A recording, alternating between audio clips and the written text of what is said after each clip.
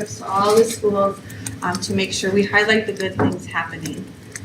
Also, every few years, the Communication Department updates, redesigns the Education Partners email newsletter, always aiming to be fresher, easier to use. The Ed Partners is our main information platform. It goes out to 33,000 plus email addresses in our Connect Ed system.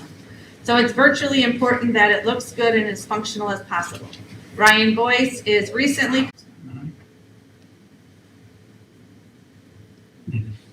Oh, that's just general session.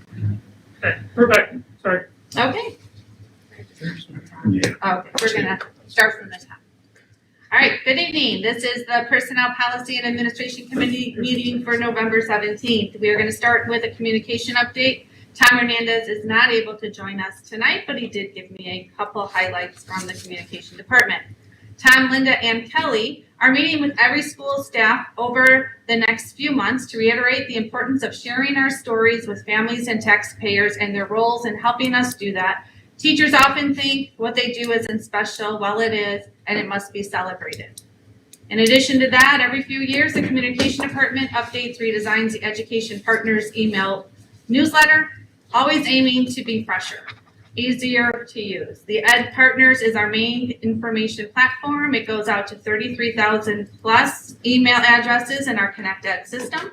So it's vitally important that it looks good and as functional as possible. Ryan Boyce has recently completed a great new redesign that meets all these goals. We have a wonderful team and we appreciate your support. Moving into policy, we have 6 policies to discuss tonight. The first policy is an action item 4:165, awareness and prevention of child sexual abuse and grooming behaviors. This is a new policy.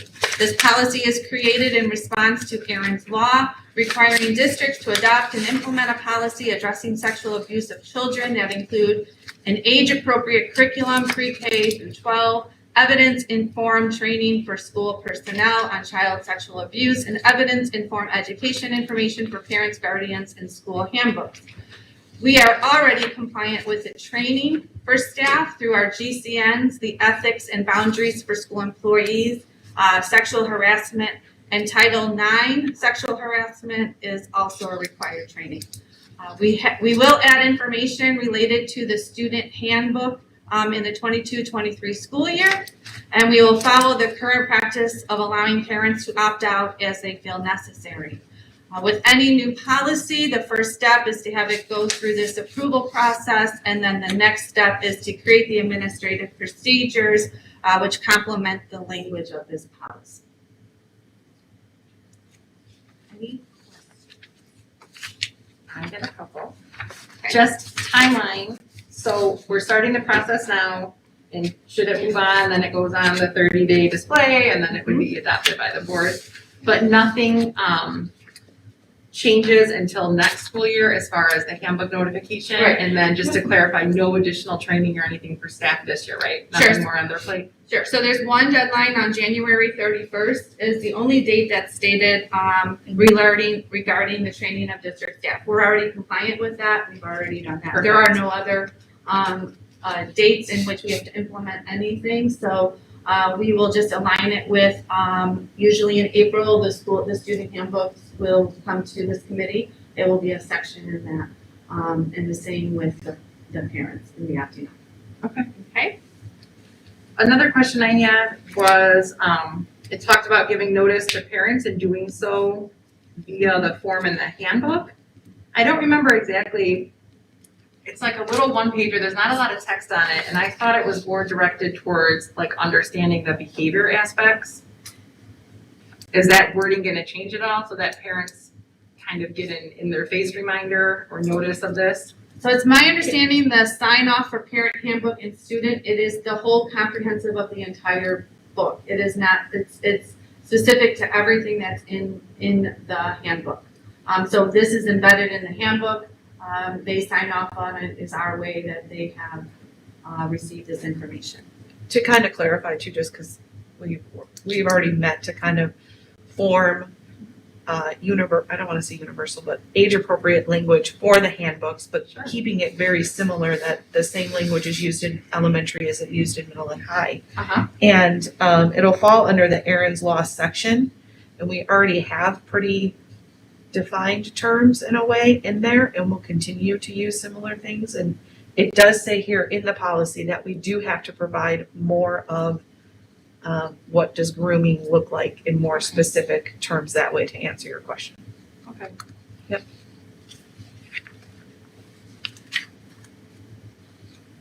And then I just want to clarify, there was a time in here about providing parents, the number 4, providing parents in the 5 days, it's calendar days before anything would happen, so they have time to respond, okay? Yep. And then I know there is the curriculum opt-out form that parents can use. Is that the only manner, or can a parent send an email to a principal just stating, I don't want my child to participate Sure. in X? So you're moving into the administrative procedures on how we're gonna implement that, and we are still waiting on press. So what happens is this is a brand new policy. So the purpose of this meeting here is to adopt it. Sure. And then from there, press, we anticipate from past trends, will then have an administrative procedure related to this. Mhm. And so we really align what press administrative procedures are with our own. So that will definitely be a part of it. What we know is we do have a curricular option that we could fall back onto if that is how we're gonna do it. And currently, for the curriculum opt-out, does it have to be that form, or can a parent simply send an email? I believe it is, go I ahead, can yep. answer that question. Currently at the middle school and the high school and even the elementary level is they send out at the beginning of the year, like, this is Aaron's Law, we're gonna teach it at some point this year, so it's kind of like, hey, this is gonna come. But then as PE teachers or administrators decide that we're at that point in the curriculum where it's going to be taught, they typically, and I can only speak to when I was a principal, we send it about a week ahead of time. Sure. And then parents will send emails, or our social workers will send us emails saying, I've had a conversation with this parent, this student is not going to be a part of the presentation. So there's several avenues that parents currently use to not have their student in there if it's deemed appropriate. In the elementary, actually, that letter goes out in January. So we notify them then, and then we notify them prior to the actual instruction. Sure. I will say, I've been on the receiving end, and I feel like, my experience, there has been good notification coming from the schools with it. Thank you. Yeah. Okay. I think that's all I have. Okay, thank you. Second policy is an action item 4:170 safety. This policy is updating requiring schools to notify and allowing parents, guardians to opt their children out of lockdown drills involving student participation. And there's continuous improvement updates that were also made in this policy. Some of these improvements we are currently already implementing as a district. For example, building administrators give at least 72-hour notice prior to conducting a lockdown drill, which allows time for parents to opt out of having their child participate in the lockdown drill. We have the local fire and police department participate in specific drills as described in this policy. The annual review meeting is something we've done for the last 10 years. The AED training of staff, all PE coaches, athletic directors, athletic trainers are trained in CPR and the AED machines. And the lead testing in water, IDPH requires this as a one-time mandated testing and placing the results online. So this information is what we have related to the second policy tonight. I don't really have a question, more of a comment on this one about the new language that they're requiring in school districts about the AED devices, to make sure that they're, in their words, available during activities or events sponsored and conducted or supervised by the district. I would love just information once this goes into effect of how broad that is and how many things we host or have at buildings that would fall under that, where now we have to make sure that there's someone there who is. So we've already done that research, Yeah, so I'm gonna this- turn this over to Craig. I love it. Sorry. There was a law that came out though, probably 4 or 5 years ago in regard to the AED machines. And Mina and I, in working with our buildings, had to make sure that we actually measured 300 feet because you have to have an AED machine within 300 feet of every facility. So what we did is we went around to every building to determine how many portable AED machines or machines that we needed in order to fit that criteria for both outside and inside. Yeah. So we had to purchase, unfortunately, a number of AED machines.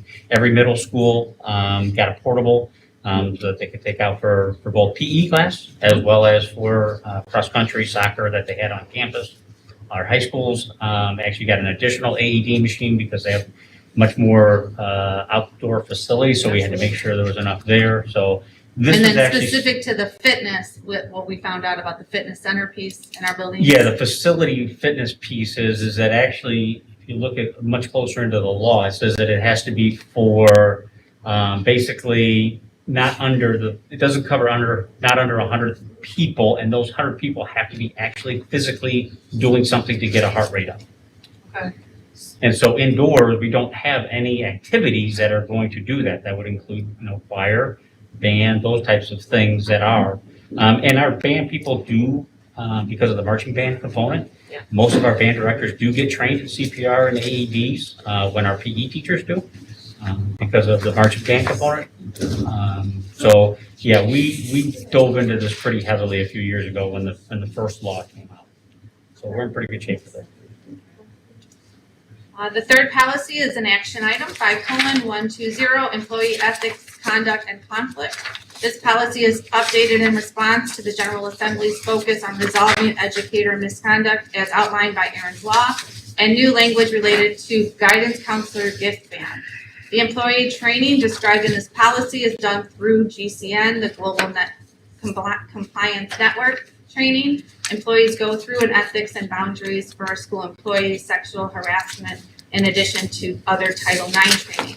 The guidance counselor gift ban is new language to this policy. While the changes to this policy are on the 30-day display, we will work on administrative procedures to ensure all guidance counselors understand their responsibility when it comes to prohibiting them from intentionally soliciting or accepting gifts from prohibited sources as identified in the policy. I'm good. Okay. The fourth policy is an FYI item, 4:210, resignations. The policy language is unchanged. The legal references were just updated. There was no changes to the policy in itself.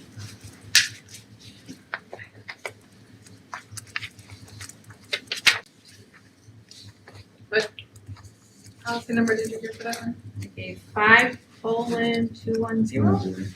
I said 4. Okay. The fifth policy is an action item, 5:220, substitute teachers. The policy was updated in response to limiting substitute teacher hours for TRS retirees to 500 hours for 100 days per school year beginning July 1st, 2023.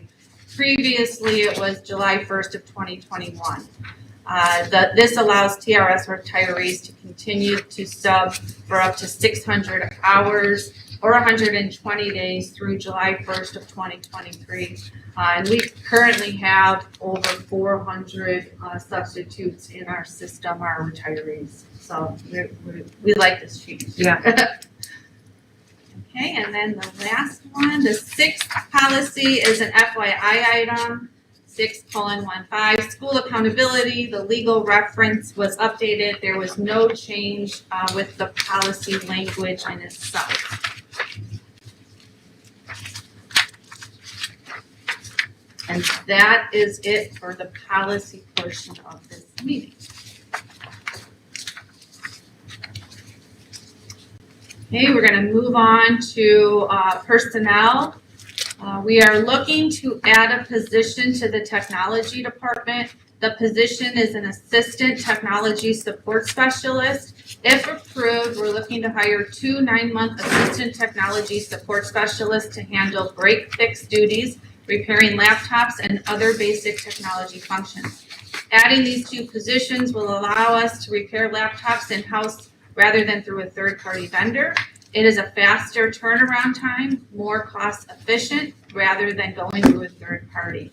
The assistant Technology support specialist is a new category of employment under the technology department. So we're looking for approval of adding this category of employee and hiring 2 people to fill the position. I have also invited Margie and Ryan from the technology department if there were any questions related to this added position. My only questions were, what's the rate we have right now that we have laptops out and about and they're being used? What kind of turnover are we seeing with broken or needed repairs? Astronomical.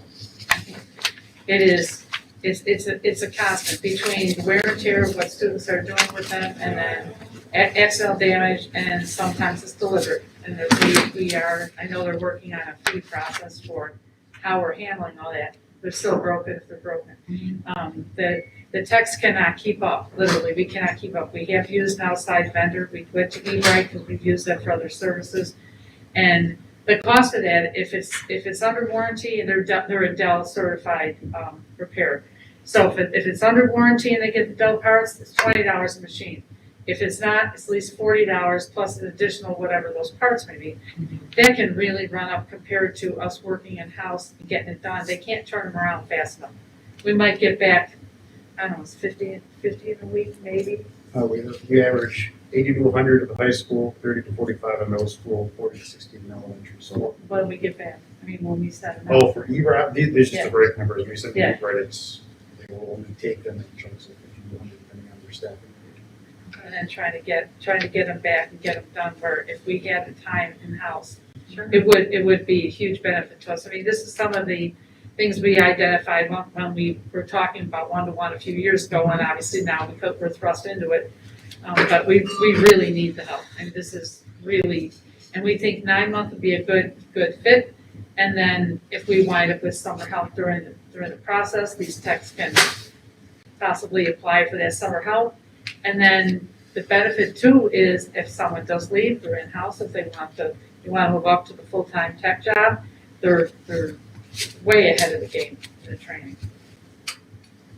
Has there been an issue with like part supplies at all with a slowdown? I'm just thinking, you hear everything about everything sitting on a ship in California. Yeah, we have had some of that, and we've also been able to use different outside non-Dell vendors. So like the hinges break.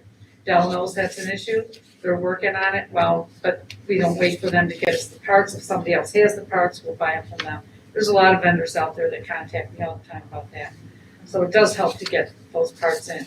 But by the time you order parts, get everything ordered, get them in, get them delivered, it's too much to be worrying about another school doing it. And the techs are really, I would say that's their one solid issue that they have, is trying to keep up with things that are breaking.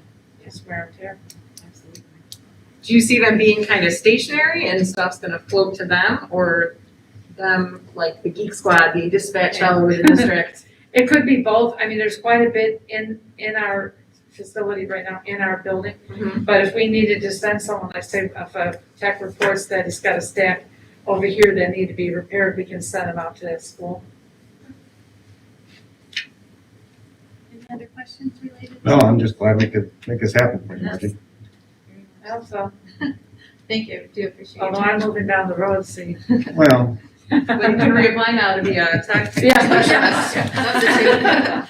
And that does conclude all of the information we have on our agenda for tonight. Thank you very much. Excuse me. Motion to close. motion? All in favor? Aye, opposed? All right, we're adjourned, Thank you, 6:23. appreciate your time tonight, thanks for filling in. No,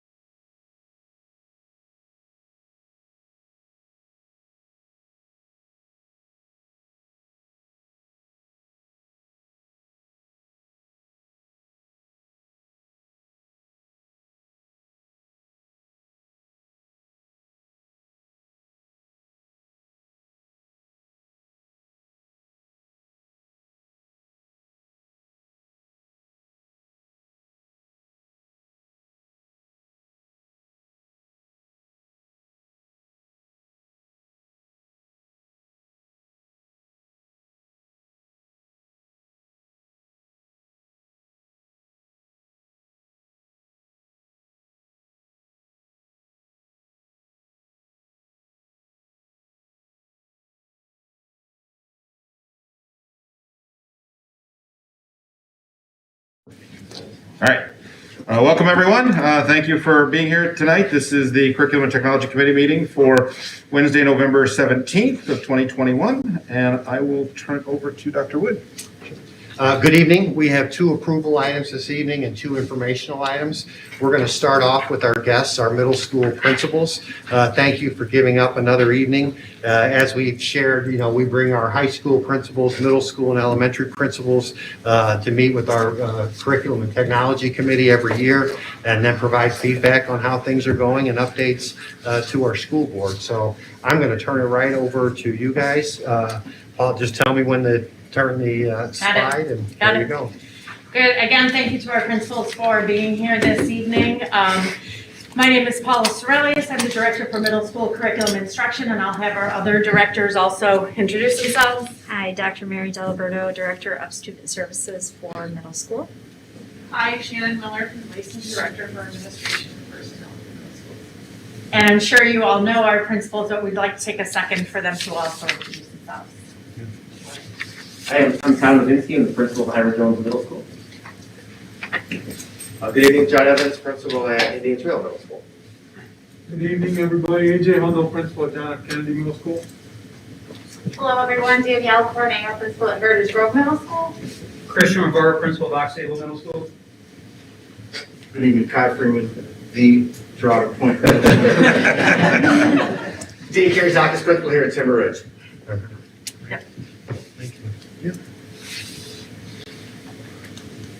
Start off the gate, okay. That was slide one of the 2 that I wanted to get. So one of the things that we've had an opportunity to kind of get a chance to drive some focus points on is looking at some of the goals that we had for the 21-22 school year. So myself and Christian will be sharing this slide here real quick. But looking at an opportunity like on the left are your focus points, on the right are some of the things that we went through and did. So recognizing the inconsistent achievement that we had in data for the last year and a half, this year the fall iReady data was a huge step in the right direction to kind of see where we were and gave us a chance to kind of set some goals within the building. It also gives a great opportunity for kids if we needed kids to put in labs, whether math or LA labs. It was a great opportunity to look at kids, especially that were on the fence in terms of like for honors. Got a chance to get some of those kids in and kind of reassess where things were at. Our next assessment is going to be December, January. So we're going to get a chance to see where we've gone from the beginning of the year to where we're going to be in the next month or 2. Next, we had instructional minutes that were reduced because of remote learning over the last year and a half. So now it's, again, using some of that iReady data, working with curriculum instruction to see where some of the main points are. Not so much the gaps, but just kind of making sure that we can close some of those gaps in respects to focus points areas that we can use between all your core areas, rebuilding some of those encore classes just as well. Inconsistent attendance. We all know that the ceiling fan was a great way of indicating which kid was present at what time. But now we got them face to face, and it's really nice to see the kids in the building. It's hard because we're so used to seeing them, without a mask on over the previous years, and now you have to make those adjustments. But I think the biggest thing is making sure that once the kids are in the building, providing a sound opportunity for kids to get some really good instruction during the course of the day. And lastly, the routine on my end, routines and habits of middle schoolers. Let's be honest here. This group last was in a classroom for a full year 3 years ago. And so in conversation, looking at our 8th grade, their 6th grade year was a partial year. Last year was remote and hybrid, and this year we're back to school. 3 wild years in terms of where our kids at to where they are now. But the hardest thing on our end has been rebuilding that structure that they had for previous years. And sometimes forgetting that you don't act that way, or you don't do this, or you don't do that. So we've been working on a lot of different areas that we can do to really improve those expectations. Dr. Rivera. If we look back, I think the district should be proud of itself. The way we anticipated some of the challenges that we were going to face going into this school year. And those challenges that we could not anticipate, I think the district office with Nina and Dr. Brown did a really good job of planning audibles and getting students and teachers and principals the support they needed. What we could never anticipate is the totality of all these things and the impact it would have on students and families, our community, and teachers. And what we're seeing now is teacher fatigue. Teachers love their schools. They want to support their secretaries. They're internally almost every single plan period they have throughout the week. There's times, I think last week, Timber Ridge was down 14. It's not uncommon to have 7 or 8 unfilled jobs. Administrators are in there subbing. TEAs are not allowed to sub. We're making some changes. We're adding another permanent sub, and that's going to help. I think between the 7 principals and of all the groups, we're in communication with each other every single day. What are you doing to help staff morale? What are you doing to support your teachers? And we're constantly coming up with new ideas. So, the one thing is, even though, and I know you have the challenges and you see it at the board members, and these are politically fueled times, there's some good that's coming about. I think the stress is bringing staff together. We're seeing teachers support each other in ways that we haven't seen pre-pandemic. We see principals doing things that we didn't have to do, but again, supporting teachers in new innovative ways. So I think in all, we've done an amazing job trying to anticipate things that other school districts couldn't even think of. So we're responding to the challenges, and I think we're doing a very good job. There's a long way to go, but in talking to my colleagues, students are finally getting in a routine where, a couple of years ago it took 2 weeks. This has taken months, but I think we're starting to see the seas calm and getting a little bit routine. We're seeing discipline go down a little bit. We're seeing attendance go up, so I think good things are happening.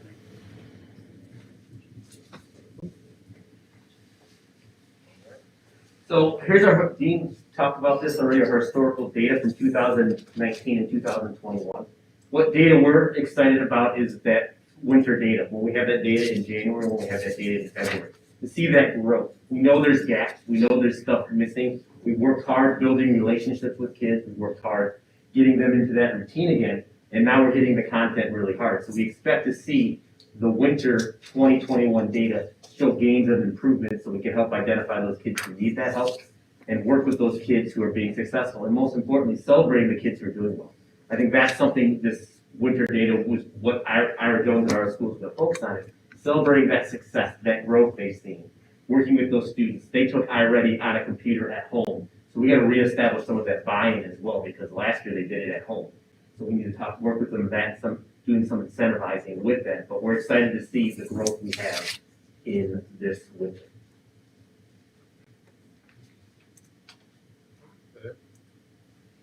As you all know, the 2021 IIR data has not been released yet, so we don't have that data to look at.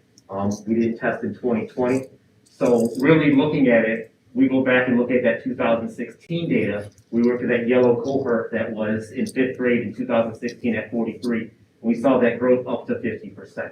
You also look in 2019, we had the highest scores for our 5th graders ever in ELA of 50%. So we're really excited to see what growth and how we could work with those students. But unfortunately, the world doesn't work out that way, and we'll just have to hope for that growth in 2022 when we take that test in the spring for ELA. In terms of math, we're all concerned about 6th grade math. That's been a concern of ours for the last couple of years. Our teachers, Paula, we have groups coming together, really working hard, working with 5th grade teachers, working with the elementary schools, and really how can we work with our 5th graders? When we saw that data a couple of years ago in 2019, we got concerned and we put things in place and then the world shut down for 18 months. So that is still a concern of ours. We are working with the curriculum, looking at gaps, working at priority standards to really increase those 6th grade math scores, and hopefully we'll see dividends over the next couple of years. Thank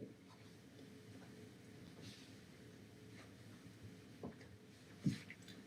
So here we're looking at some data that tells us that our students are really trying to challenge themselves academically and take that next step and take the honors classes. If you see here, we had 333 students in the Algebra 1 honors, and then and Algebra 1, we have 195. So the Algebra 1 is a course that is new to some of our students. We at Drought kind of piloted this a year ago, and it was very beneficial for some of our students that needed just that little bit of extra opportunity and a little bit of extra support. Then we go into our Spanish 1, 810, and then our Spanish 1 8th grade, we're at 756. So we continually trying to get our students to understand what they're capable of and not be afraid to take that step and understand that they are capable of pushing themselves academically. Kai or Paul, any sense of your students who stay with the program, you know, like who go into 7th grade Spanish and then stay with it to 8th grade? What's your kind of attrition rate? 80 to 90% stay. Okay. So it's a very high, and the students who don't stay, either most of them want to stay, but we were talking to them like, you have an F. We don't really want you to stay in 8th grade Spanish. You can't start your year with a low grade. So those type of conversations, they really enjoy it, but it's like, you have an F or a D. Do you really want that in a high school transcript, or do you want to start over? Because that was the whole point of what we said, is 7th grade is that trial year. So I think it's pretty high. I don't know where I And I think that communication piece was important prior to letting them know what this is going to look like for the next 2 years. And so that kind of set the tone so that they made sure that they understand what they're getting themselves into being a two-year course. And just to support that data, that we have about 35% of our middle school population currently enrolled in a high school credit bearing course, which is a great opportunity that this group has worked really hard to grow over the last few years.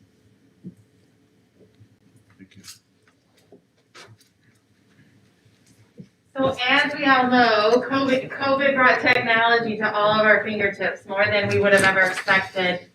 Although that kind of forced our hand to the one-to-one, we appreciate the support that you guys continue to give us in our building and in our classrooms. I think the biggest thing, many things came from that. Number one, our teachers grew leaps and bounds in their instructional technology and what they were put in front of them, and what happened in September of 2020 to what was happening in January of 2021 was astounding. And I think most of our educators would say that was some of their biggest development in their entire career.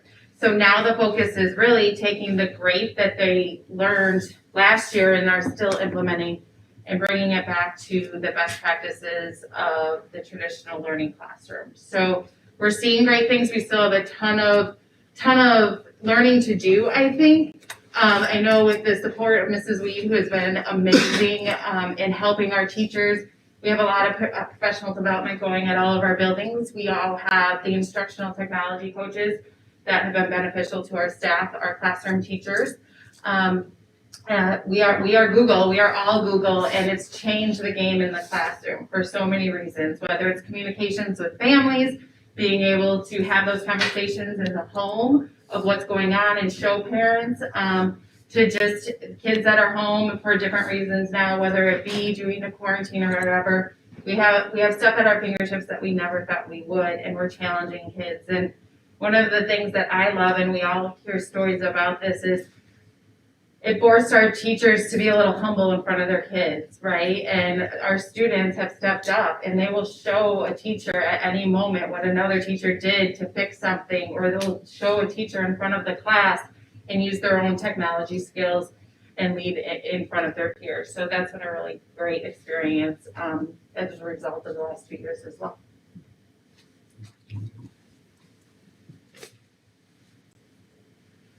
So within our school planning committees, within our buildings and also at the district level, we've collaborated a lot in making sure that we have similar goals. One of our big focuses and goals this year has been, cultural competency. And that's highlighted in the first bullet point here. Is we want to make sure we're building our own capacity, within our buildings, of our staff, continue to have some of those difficult and needed conversations, so that way we can better help our students. So all 7 buildings have that goal of CL12, which focuses around cultural competency, And we're focused on that within our buildings and within our building cultural competency committees. It's been a huge initiative, and I have the opportunity and the pleasure of being on the district cultural competency committee with Glenn and Michelle. And some of the conversations and the work that's being done is trickling into our buildings so we can better support our teachers and our students. Another aspect that Tom hit on already is the idea of sixth grade math and trying to figure out how we're going to continue to raise our scores in sixth grade math and making sure that we're doing everything we can, because we've identified that in the past as an area that we need to continue to improve, our students need to continue to improve on. So that's a common academic goal that we have. It's just, how do we reach our, in terms of these goals, how do we get to the point where we want to get to? Is deliberate planning, increasing our cohort percentages. One of the things that we've done, and Paul has been a part of this, is Paula had the opportunity to go into the different middle schools and observe math classes and to see what's going on within our math classes. Not only Paula, but we're also doing that within ourselves and our own administrative teams to see how we can support our math teachers so we can continue to provide opportunities for our kids to grow. So those are some common focuses that we have throughout our buildings that are initiatives that are very, very important in all 7 middle schools.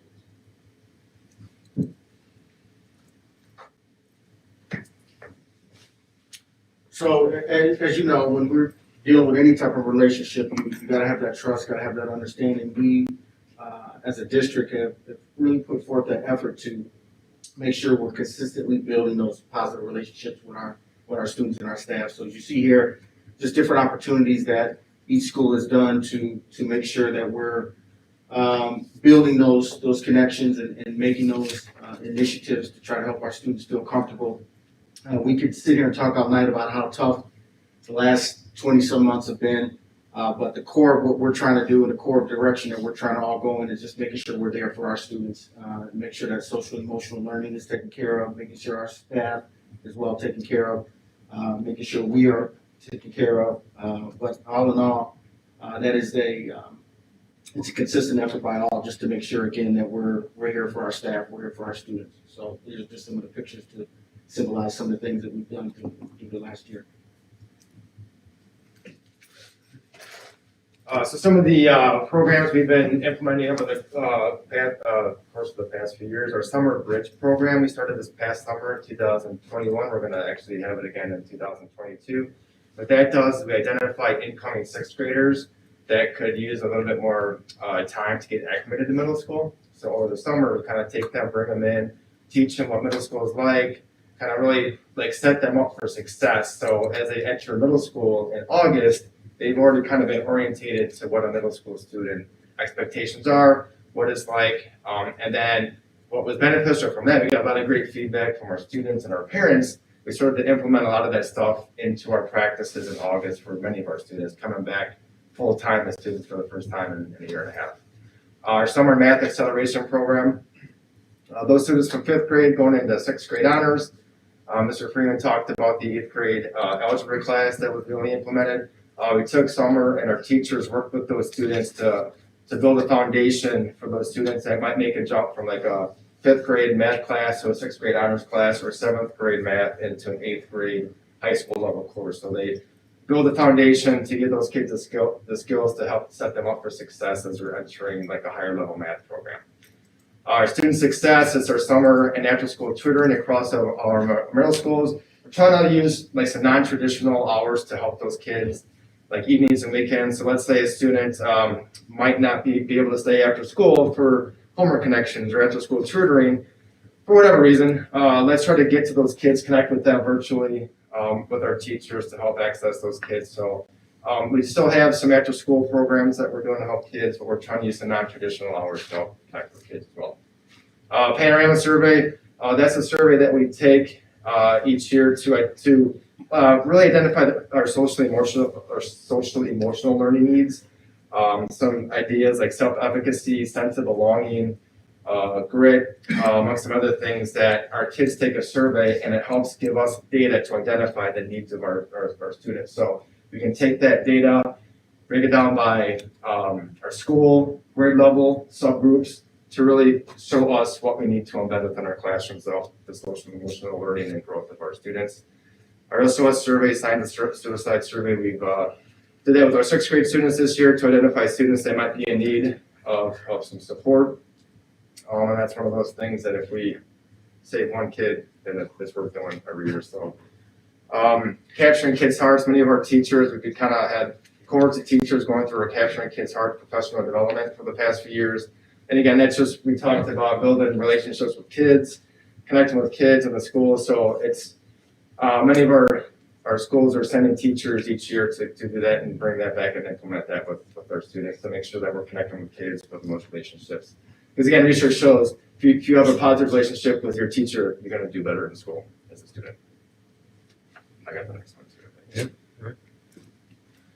And just some future focus. So again, we talked about or actually going to talk tonight about expanding some offerings at the middle school level after we're done.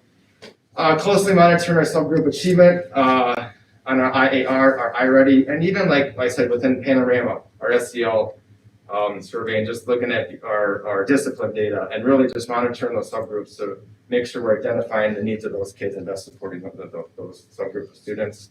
We're going to continue offering our summer program that we just talked about. The social and emotional learning and support, so we had the Capturing Kids' Hearts, taking that Panorama data, and we're putting very specific things in place that we're embedding into our classrooms, that we're doing on a daily basis, that our teachers are doing to make sure, again, we're connecting with our students, we know their backgrounds, we know their needs, and we can best support their learning and their social and emotional growth. I talked about cultural competency. Mr. Roma talked about, we have one at the district level. We all have one at our building levels too that we're constantly meeting and talking about issues to best support our students. So I get to finish this all up. So I will say this, and I'm going to take a moment to brag just for a moment. I get to work with these awesome individuals, and we are a tight group, and we've been together between as assistant principals, as deans, as principals. We've got 50 plus years of experience in the district. Christian's got about 45 of those. Listen, he's given me enough flack over the years. I got to get it when I can get my shot in.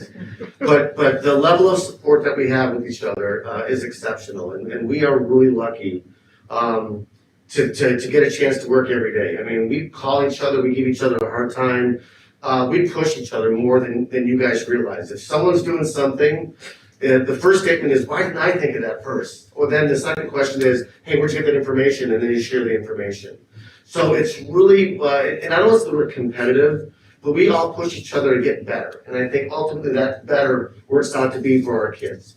It's one that, for me, I'm retiring this year. I'm going to miss this group, and I'm going to miss joining the company and the conversation.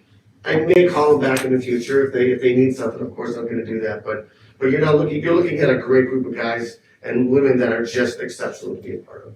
So I thank you for everything you do. Thank you for what you guys do. You guys got great teams in your building. Keep on doing what we're doing. Thank you. Thanks. Questions you may have, as I can see. Great job, Dean. You wrapped that up really, really well. Any questions from the board? I'm questioning the 6th grade math. What's the disconnect? What do you think caused it? It's hard to say. I feel like part of it was that we felt like the test was different. Like I think not to blame the test, but that test was different than our teachers had ever seen before. It was there's a little disconnect with that, and some of our sequencing, when you get into sequencing, you do the data analysis. Some of the stuff we were teaching was were heavy within the test, and we didn't get to that until after the test was done. Okay. So there's definitely a sequencing element with that. I think part of it was just looking at those 5th grade and really looking at where those gaps were a little more than we're doing right now. I think we assumed we had those gaps filled in, but clearly the data shows we did not. So really working and looking at that 5th grade curriculum and seeing what we need to fill that we assumed was filled already. That makes sense. I think I would also add to that, the conversations that we've had with elementary is not just looking at 5th grade, but looking at 3rd grade and 4th grade and looking at where does the automaticity of math facts fit within our elementary curriculum? And are we mastering it? I mean, you know, with the Common Core state standards and how some of those pieces change the automaticity of math, and there were some pieces that were taught in isolation and taught once and never taught again, or embedded once and never embedded again. So I think it's a bigger conversation than just looking at a specific grade level. I really believe that it is what we started to do with Dr. Straczynski and with some of the elementary math teachers is really looking at the scope and the sequence and the priority standards all the way down to third grade. And where does that automaticity of math fit? Does that make sense? Yep.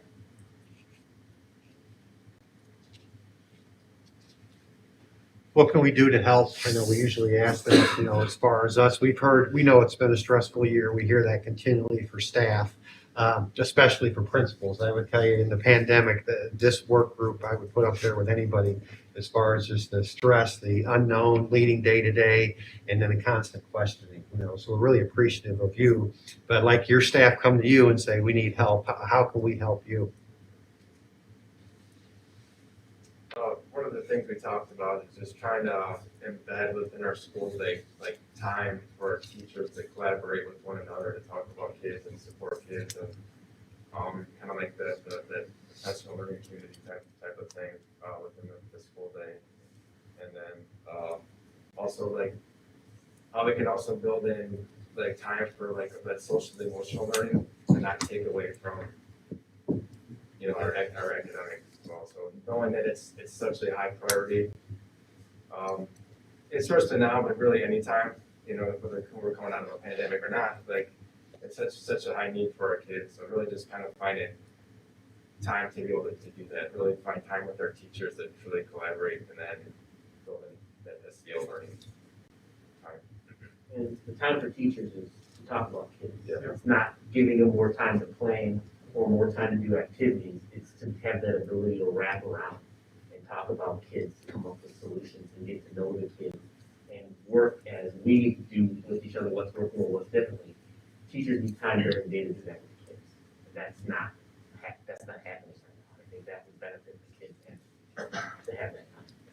Yeah, that's kind of a missing link with what we're dealing with and the times that we're in right now is, you know, teachers need that to, as Tom and John have said, to be able to really help kids even more than what they're doing right now. And not only that, but I think there's that collaborative piece within the teachers where they need support from each other sometimes to be able to work with kids and share ideas and strategies. And if we can embed that somehow within the school day, I think that's a benefit to our kids ultimately, but it starts with our teachers and it trickles down to our kids.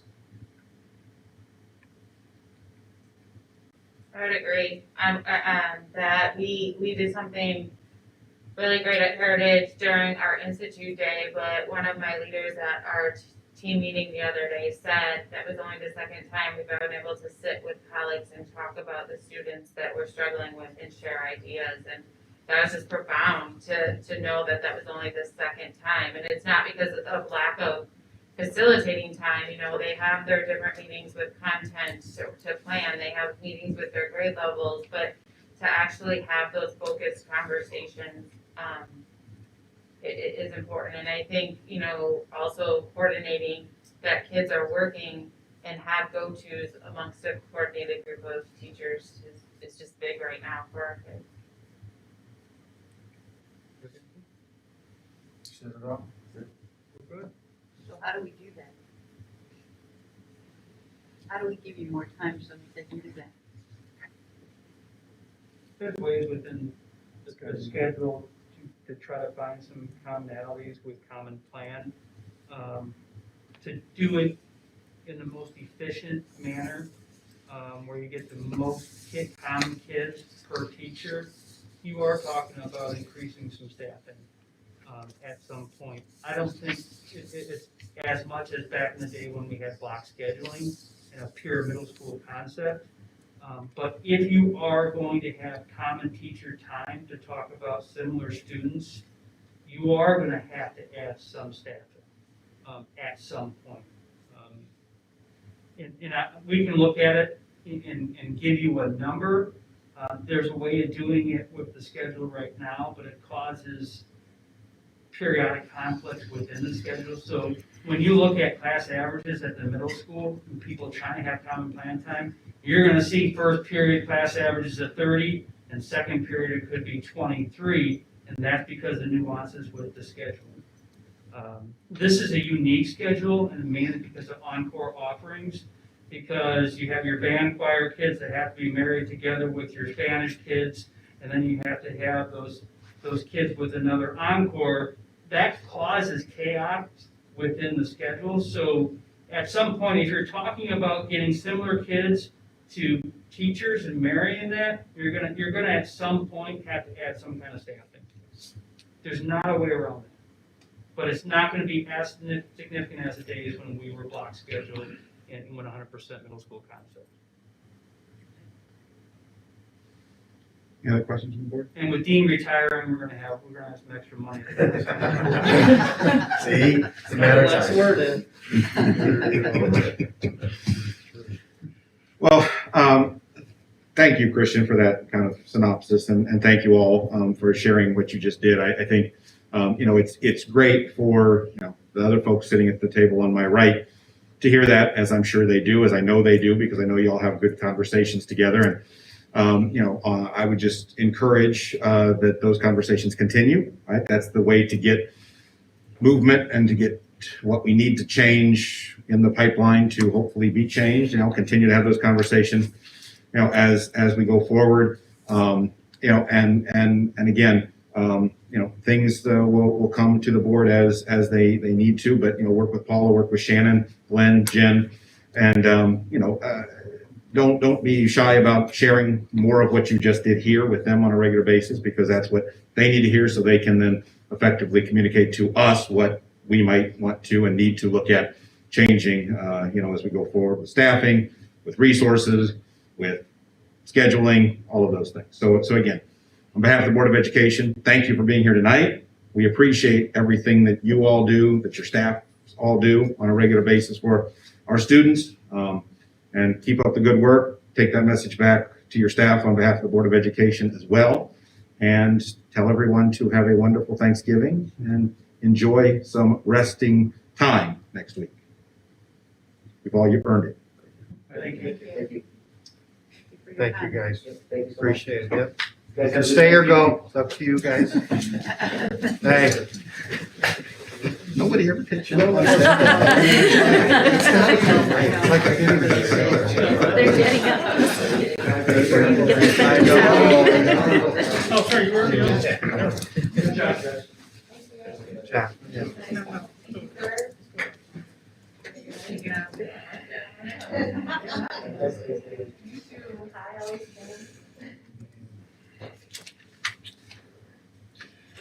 So that was one information item. We have two approval items, middle school curriculum guide and high school curriculum guide. We're already in the middle school, so we'll transition to that. In your packet is the middle school curriculum guide and then a synopsis of some changes there. I'm trying to, you remember where that was? Paul, or if you want to go into those while I. Yeah, I can go into it. Okay, thank you, yeah. Okay, so the proposed draft version of the middle school curriculum guide has the proposed new courses, and then the additional handout has the proposed new courses as well.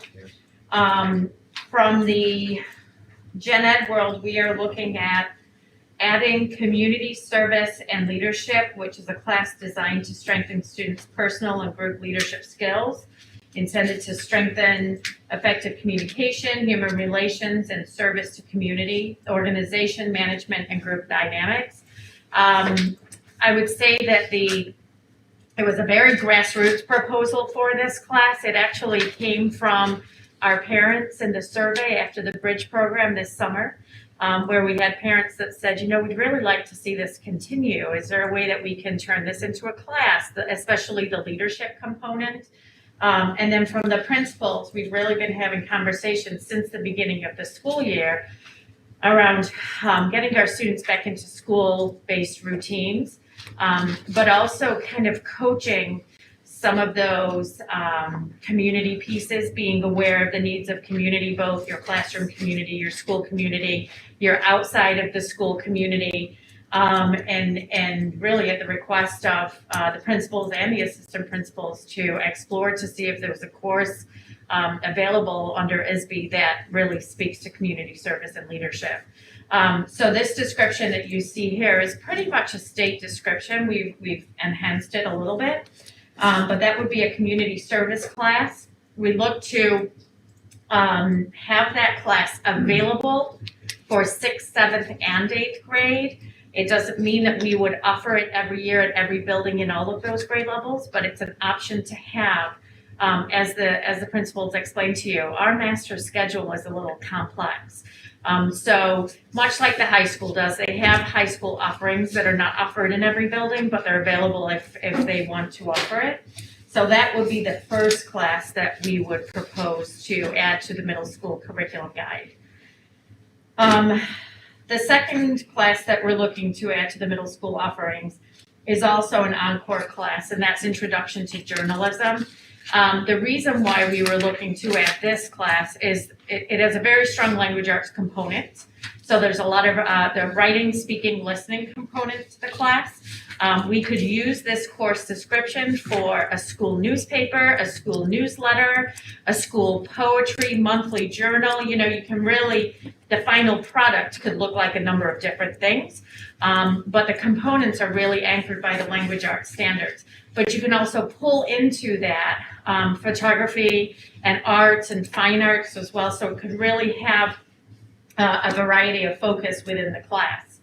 That also could be offered to 6th, 7th, or 8th grade students, and as long as the teacher has a middle school endorsement, it can be in any subject area to teach that class. So that gives it some flexibility too in terms of who could teach it.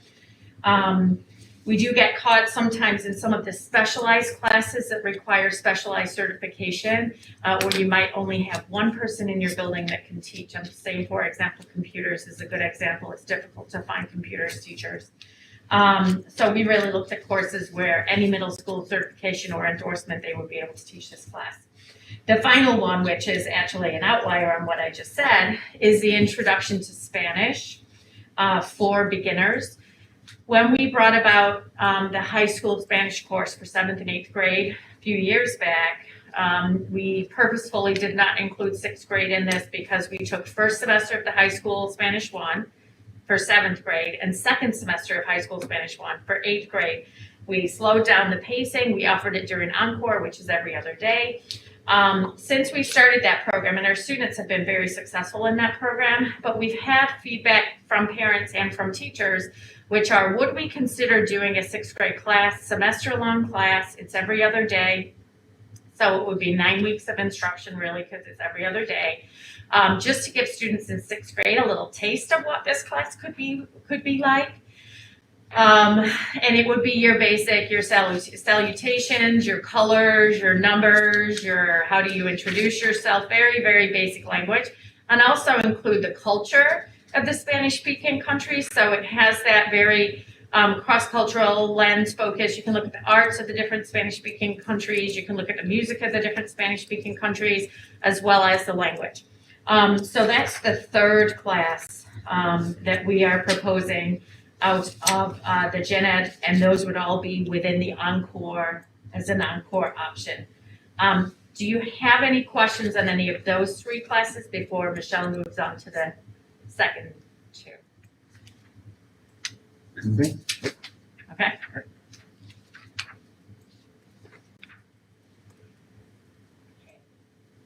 And I, of course, forgot my glasses, so I'm going to go ahead. No, Fair work. Do you want me to help? I can help, and then you just kind of explain it. Okay, there we go. I can see it. Okay. 8th grade bilingual language arts. This is to follow students and to support students who are newcomers, who are transfer students who still are acquiring the English language, and for families who want to maintain the Spanish language. This is a language arts class that does follow the general education curriculum. The difference is there are Spanish novels infused, and students are asked to write in the native language as well.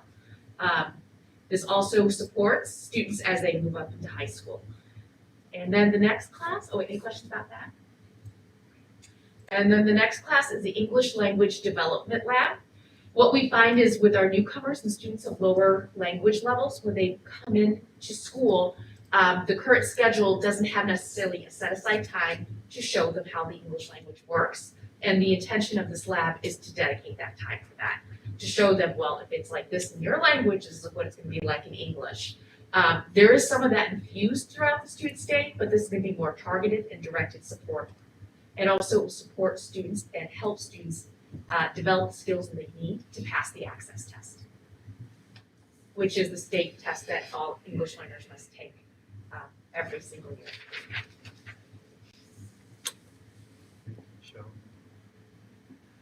So I know those were just a snippet of the new course proposals. I don't know if there was any questions on those proposals, comments, anything else to add, or even just the full guide if you had other questions related to the whole middle school curriculum guide without the changes. Anything else? I'm good. I think we're good. Thank you. Okay, thanks, Paul. Very good. Exciting new classes. Yep. And then our last approval item is our high school curriculum guide. Dan, I'm gonna turn it over to Dan and we'll go through it. I'll put this up. So, Okay. yeah. So everybody should have an abbreviated version with just the changes, the pages that have changes on them, and a full copy of the curriculum guide. So I'm gonna go over, just so it's easier to turn the pages and find the changes, I'm gonna go over the highlighted changes, new courses, and a couple big changes through the book. But if you have any questions on any of those changes, feel free to ask either during or at the end. But I'll start on page 4 with the seal by literacy description. With the help of Michelle, we wrote and put in the process to make it clear to our students what our process is for them to earn the seal of biliteracy. Now, a student can earn the seal of biliteracy at any point during high school, but they only get awarded that seal when they graduate in their senior year. So they may earn it as a freshman, but we don't award it until they graduate. So you can see, I won't read the whole paragraph to you, but you can see I put in the requirements of what it takes to prove proficiency in English and by the different tests they can meet, or the proficiency in the second or third language, because a student can earn the seal of biliteracy in multiple languages, okay? So next, we're gonna go to the Sheltered Algebra 2 on page 24, and you just flip a few pages. Like I said, it's on page 24. Sheltered Algebra 2 is a new course to complete the sequence of Sheltered Algebra 1, Sheltered Geometry, and now Sheltered Algebra 2. So it's a course that is the same as Algebra 2, the normal classroom that everybody is taking, but it offers language support for those students. So Sheltered Algebra 2. An ELD Guided Study Hall. ELD Guided Study Hall is to meet the needs of our ELL students, to provide more support in language for all their courses. It is a non-credit bearing course, but it would help us support students academically that are ELL. Any questions on that? Maybe Michelle can give you more detail. Any questions on those two? Okay. Now, the next couple courses, the AP Art courses, they're really not new courses. We're splitting them apart. They've been in our curriculum guide for some time, but with College Board and working with them, they would really like us to split them apart, and it'll make them easier to schedule. So what we used to do is we had AP Art, okay? And then in parentheses, we had drawing, 2D, and 3D. And a student would go into the class and then they work out with the teacher, hey, what am I most interested in? Drawing, 2D art, or 3D art? Now they've been split apart into match and correspond with College Board's individual classes. So there is an AP Studio Drawing. There is an AP Studio 2D their AP Studio 3D. So it's basically just breaking apart our one course into the courses that match up to College Board. So it's really not a new class, we're just changing it in our curriculum guide to meet the needs of what College Board wants us to do. Okay? The next course on page 36 of your curriculum guide is American Sign Language for honors.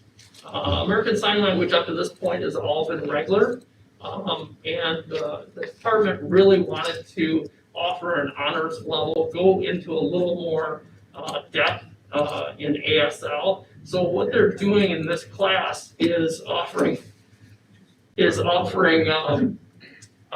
more literature, deaf literature, and study of deaf culture and deaf history through literature. So they're getting into much more detail and in much more depth at an honors level than they would at a regular level.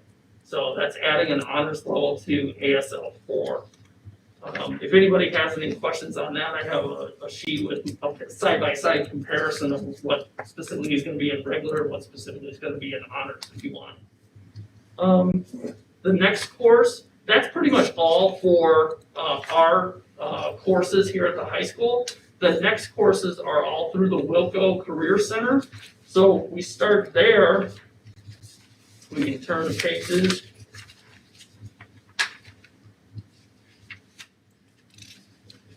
The next new course from Wilco is the Business Management course. It's on page 81 of the guide.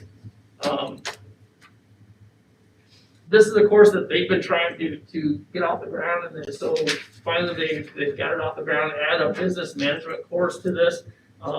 These courses are all by Wilco, and so we don't have much involvement in the creation of these classes. So I really can't get too much in the detail of what this, why this has been created and stuff like that. It's kind of they give us these courses and our kids attend. So business management is one of the new courses that can help kids get a customer service certificate of completion. So it's kind of entry level customer service class.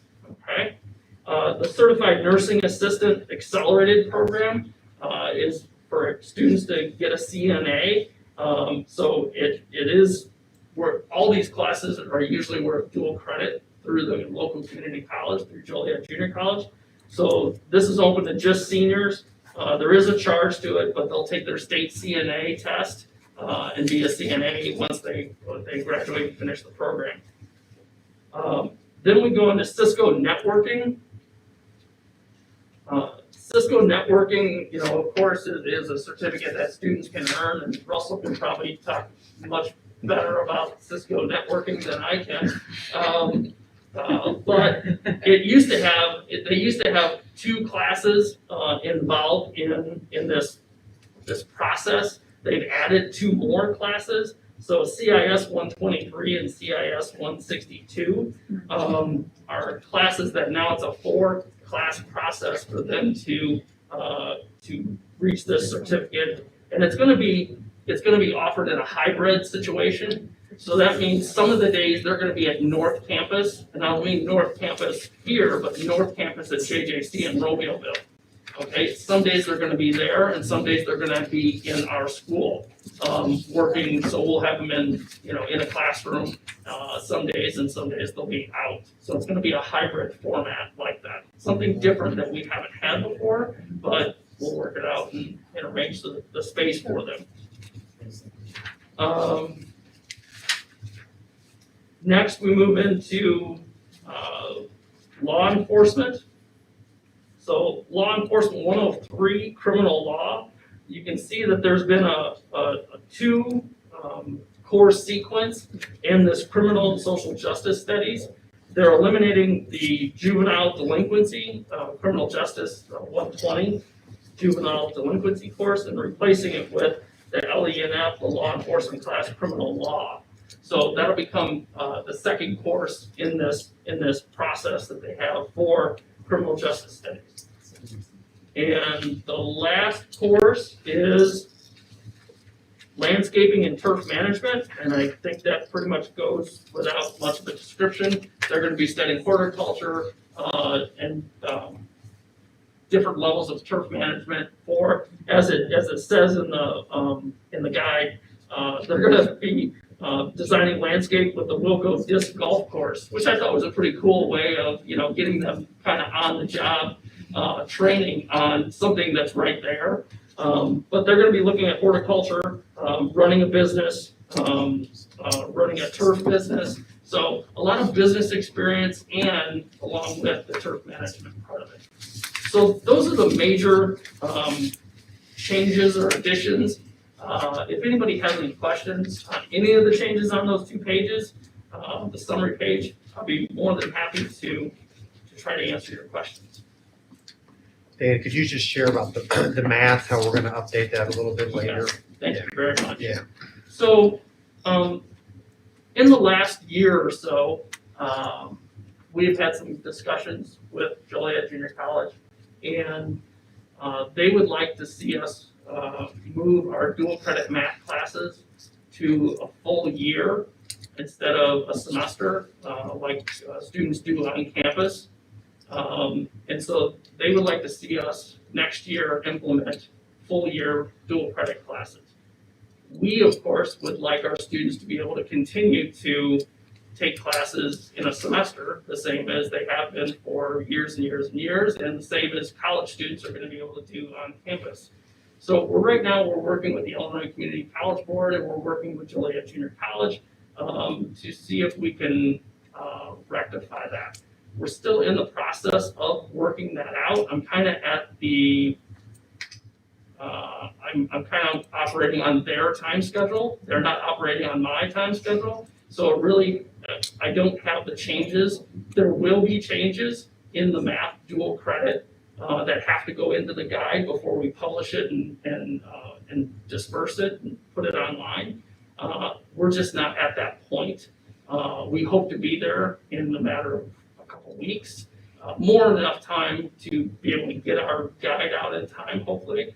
But I just want to let you know that we're still kind of working through that with the Illinois Community College Board, JJC, to see if we can maintain what we've done in the past for our students.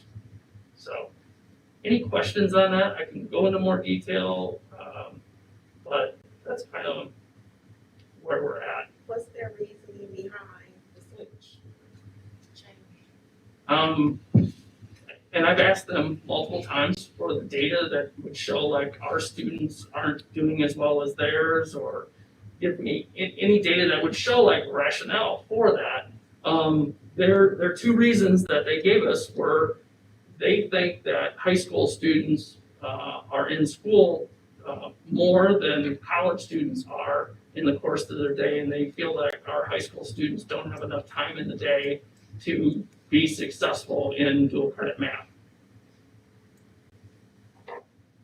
They have no data to support that at all, and they haven't been able to produce that. And I would challenge them to say that there are plenty of junior college students that have very busy lives themselves and still find the time. And based on our history, our students are very successful in these classes. The other reason is they said, well, your teachers think that they can't teach all of the curriculum that's in there. Once again, I disagree with them. The fact like Joliet Junior College teaches this class, let's say the normal class is taught 3 times a week for an hour a day. So we teach 5 days a week for an hour a day. They teach a 16-week semester. We teach an 18-week semester. So it averages out to be about, they teach for about 48 hours. We teach for 90 hours right now. If we do it the way they want us to, they'll teach for 48 hours on campus. We'll teach for 180 hours. So you can see where I'm a little disgruntled at their insistence on our kids can't handle it and our teachers don't have enough time when we have already double the time that they have on campus. So that's why we're continuing to have discussions That's an excellent question. And Dan and the high schools have done a really great job over the last 10 years expanding those offerings. We had one dual credit class prior to his work, and now we're, I think, 14 or 15 classes. And it's really substantial. You know, the benefit is they get the college credit and the high school credit and some other pieces. What we found through our partnership is really the junior college usually can determine what the secondary schools do. Like they tell us what to do and we have to do it. That some of their reasoning behind this doesn't align with ours, and so we are looking at some options. But it's just, I mean, we've grown a lot. We want to continue to do this, but it does seem like every year there's certain things we have to go through just for it. And we just didn't want to put anything in the guide related to math until we ironed that out. So not to dig too deep into this, but you said you had a conversation with the Illinois Community College Board. Well, What is their perspective on this? When I told them the reasons, they were a little flabbergasted. So maybe they, and I'm assuming they are, or you're hoping they do, exert some of their influence over Yes. one of their institutions. Yes. To cooperate. It's an interesting dynamic where ICCB is the supervision agency of the Illinois Community College Board, but they seem to be very reluctant in getting involved. Yeah. They need a Carmen. It's amazing. The more I've worked in working through this whole process over the last 6 months to a year, it seems like we don't have much support anywhere in the process. So Well, we've talked about this a lot over the years. I mean, and again, trying to identify additional institutions that we can work with this through, that want to work with us, yes, whether they're community college institutions or four-year institutions. Yeah, but, so Dan, when he knows the process we have to follow to do what you're describing, and we're working on that. Perfect. That's what I want to hear. Assumed you were, because we've been down this road many, many times in the past. Yes, sir. Yeah, and this is kind of the Thank last you, guys. straw. And his work, I mean, it's a lot So of your hopefully I ideas. have, you know. Kind of where we were getting. Yes, exactly. Without saying it, yes, exactly. Thank you, Dan. So we had like we said, we had our two approval items, which were the middle school curriculum guide, high school curriculum guide. Our next meeting in December, we do have our approval of our fees for FY '23. We have our high school summer school guide. We have a presentation of our cultural competency committee comes forward and gives us an update on their work. And then we have our blue and greenhouse elementary principals are here for us as well. So that's our next meeting in December. Any other questions or anything from the board members? All right, then we will look for a motion to adjourn. I so move. Kathy? Second. Teresa, all in favor? Aye. All right, it is 7:29. We are adjourned. Thank you.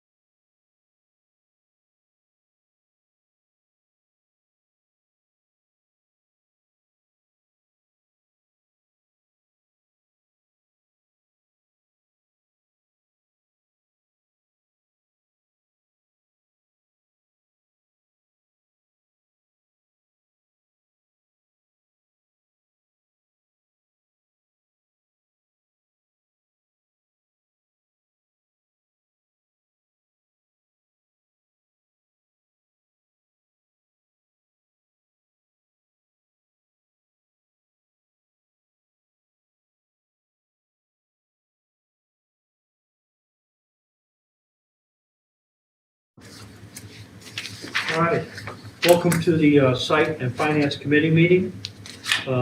First item on the agenda is the Treasurer's Report. Rose? We started the month of October with cash and investment balance of $165,759,829.74. We had revenues of $67,734,905.34. And we had expenditures of $33,235,364.29, leaving a cash and investment balance of $200,259,368.75. Thank you, Rose. Any questions? Well done, Rose. Thank you. Next up is looking for approval of the payment of bills.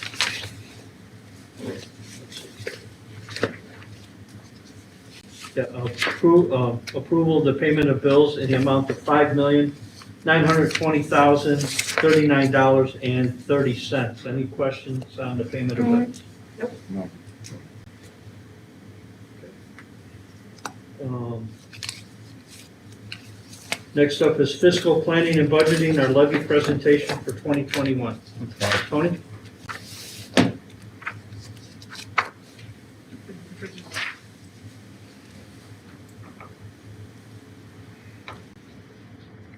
Okay, yeah, just annually, we're gonna go through our annual levy presentation and just look at kind of the highlights of where we're at and what we expect to receive in property taxes next year. First, we're gonna look at an overview of the levy and extension process itself, how the property taxes are calculated, and understanding a resident's own property tax bill. Then our current and historical information, and then definitions in local property tax terms as well. Property taxes in the state of Illinois fund the majority of a school district's revenue for the year. We, in the state, they base the property taxes on the equalized assessed valuation of the community. And then they take the total local tax rate, apply that to the value, and then take any exemptions off of a home, like a homeowner's exemption or military exemption. Property taxes are levied by local governing bodies like school districts, municipalities, community colleges. The assessed values are not determined by us, but through the county assessor's office. And then, as with most school districts, property taxes for District 202 are our largest revenue source, especially on the operating side. And we needed to operate our education programs, maintain our buildings, provide transportation, and pay our debt off as well. What is the tax levy? The levy is where we ask for money from the county. In this case, we have students that come from two different counties, Will and Kendall counties, so we have to do a levy to both counties. The levy is where we project how much revenue we'll get for the year, and then we ask for a certain dollar amount to be paid for by the county clerk. If government entities or taxing bodies such as District 202 do not submit a formal request for the use of property tax dollars, we are actually not entitled to receive any property tax dollars, and the district wouldn't be able to operate. The assessment process at the township level, the assessors identify, appraise, and place a value on real property. Market value is determined by the real estate transfer declaration for similar properties. Commercial and industrial properties are value-based upon the market value as well as income generated. Foreclosures and short sales are now included in comparable sales. Illinois statute states assessed value should represent 33.3% of market value. Farmland is exempt. And then assessment of farmland includes factors such as yield, soil productivity, commodity prices, and mortgage rates. The property tax extension limitation law and truth in taxation law. PTEL is the law that was enacted for Will County in 1991, Kendall County in 1997. What it does is it limits the tax extension increase to the lesser of 5% or CPI. CPI for this current levy year will be 1.4%. So that's the amount our entire tax base can increase by. It's important, sometimes as a taxpayer, you'll hear, oh, property taxes can only go up 1.4%. That actually is made up of the 1.4% is all of the money we receive total can only go up 1.4%. Individual home values can go up, 5, 10, 15% in any given area. So we'll talk about it in a minute, but there's kind of a direct correlation between when the value of homes rise and tax rates. They kind of work inversely of each other. But we are limited to the 1.4% total increase in our levy. Truth in Taxation says that if we ask for more than a 5% increase, that we hold a public hearing and publish notice in a local newspaper. It is pretty standard that we balloon our levy, and we'll talk about that in a minute here. But we will again this year be holding our Truth in Taxation hearing prior to our December 13th board meeting. The extension process is where the county then looks at how much money we've asked for, and then they offer us a set amount of money. So generally, because of timelines, we'll ask for a little bit more than we know we will receive just because we don't have final values of all the homes. The county then will look at it and say, okay, you've asked for X amount of dollars, you're only entitled to Y, here is your Y, here's the extension of what we're offering you. They calculate all the extension limitations, the final tax rates. They send it back to us to be reviewed for accuracy. We may look at it and say, okay, between now and these generally come back in March, we found that we need to move $400,000 from the O&M fund to the ed fund.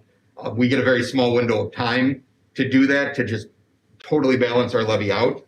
And then when it's done, we are then extended our taxes throughout the school year.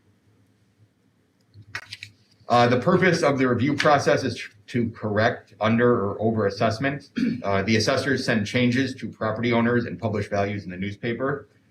Property owners have 30 days to appeal and challenge their assessment with the Board of Review. The Board of Review serves a copy of the petition to all local taxing districts. And then all settlements at the Board of Review happen prior to the tax extension. The Property Tax Appeals Board is the next level of the review process. Typically only commercial and industrial assessments go to that level. And then the circuit court would be the final step in the review process. Most of these reviews, actually all of these reviews, when they get to that level are handled by forensic, our attorneys. Generally, they're able to look at what's going on and work out a settlement or make sure that the taxes are fair, but the district is well represented as well. So how is the tax calculated for a local unit of government? The total tax rate for a unit of government is simply expressed as the amount of property that is extended as a percentage of total equalized assessed valuation for the unit of government. So basically your total extension divided by your total EAV is your tax rate. So if a school district levies and receives $10 million in taxes in a district with a $200 million EAV, it has a tax rate of $5 per $100 of EAV. There's a separate tax rate calculation for each fund within a school district, as well as each taxing body. These separate tax rates are combined to establish the total tax rate that the taxpayer who resides within the boundaries will pay. The limiting rate formula, which, how much each fund can levy, goes by the aggregate extension base times 1 plus CPI divided by the EAV minus new property. The aggregate extension base is the prior year's tax receipts for all funds except for debt service. New property is the estimated new growth or returning TIF property. We do not have a TIF coming off the books, and we won't see the finance for that. We had one that we looked at possibly being received this year, the downtown Plainfield TIF, but that was then extended through the process several months ago. They presented to us and to all the other taxing bodies, and it was agreed to extend that TIF 12 more years. An individual taxpayer's tax rate is the total EAV for their parcel of property after any exemptions, multiplied by the tax rate and then divided by 100. So it's EAB times tax rate divided by 100. So for example, if their home had an EAB of $100,000 and an aggregate tax rate of $7 per 100, they'll have a property tax bill of $7,000.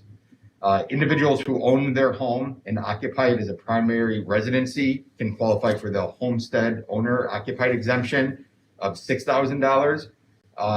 And it's expressed as the EAB minus 6,000 times the tax rate divided by 100. So above the example, the same home would only be taxed on $94,000, not the $100,000 because of the exemption. This is what most people will see when they get their tax bill on a given year. And you can see unit school district 202, that's us. We are one of the largest, if not the largest, taxing body in the counties. But you have the Forest Preserve, you have the fire departments, the police department, the libraries, just different units of government that tax and then have different taxing bodies. And you see the different rates there.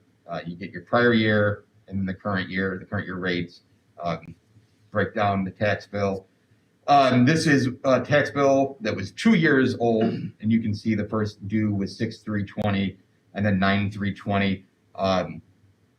This year, Will County added a second and fourth payments in. They split the payments into 4. That's had an impact for us in terms of how we receive our money, but it's still the same amount due. It's just allowed to be spread over a little bit more time. Historically, you can see our extension has risen, and it goes pretty consistently both with and without debt service. Last year, without debt service, it was $174 million for our extension. With the debt service payments, that came in to just under $203 million. Property tax values and rates, as I mentioned, work inversely. So the district, the way the money is calculated, we're going to get the same dollar amounts every year that we're entitled to. If homes are valued more, then they have to tax less of the home to get to that dollar amount. If home values decline, then the tax rates go up to get to that dollar amount. So since we've consistently seen our EABs in the community grow and property tax values or property values grow, the tax rates actually have declined even though the taxes have gone up. You can see that here that in 2014, 2015 levy year, we had a 6.2% tax rate, and we have consistently fallen every year since, down to our most recent tax rate of 5.34%. EAB, and that is because the EAB values continue to grow. Again, kind of lining up with that, you'll see that EAB values hit a low in 2013 of just under 2.8. And then we are, as of last year, we are at almost $3.8 billion of EAB. CPI by year, again, CPI really impacts how much we are going to get. It has been fairly low for a while. The 2.3 we received in 2019 was one of the higher years we've had since 2011. It has not been over 3% in the last 10 years. We're looking at a 1.4% CPI this year. So our 3-year average is 1.9%, the 5-year 2%, 10-year 1.9%. So CPI has pretty consistently been just above or below that 2% threshold. The assumptions we use for our tax levy, and again, you'll see in a lot of these, we talk about the tax levy year, because the taxes that we levy this year, they get collected in 2022, and then they get spread out over the 22 and 23 school years. We will receive a 1.4% increase in our extension. EAB is projected to increase between 4 and 6%. Estimated EAV right now, $3.9 billion, almost the 4 billion mark. We have estimated new construction right now of over $40 million. That is a drop from last year's 54 million, but still well above average from what we were seeing beforehand. We see the tax rates we estimate will continue to drop right about 5.08%. And our debt service payments for the year to repay our bonds, we're looking at just under $26 million. So how do we calculate the tax tentative levy with our limiting rate and projected extension limit? We take all that information we talked about with our calculations. We know that our adjusted extension base right now with CPI, we're looking at 176, 449, 264. Our projected adjusted valuation base, which is the net EAV plus new property, again comes in, EAV minus new property comes in at 3.9 billion. Our limiting rate then calculates out to 4.49%.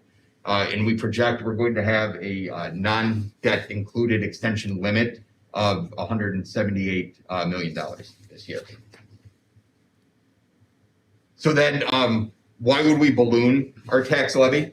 And why not, if we think we're going to get that 178 million, why not just ask for it?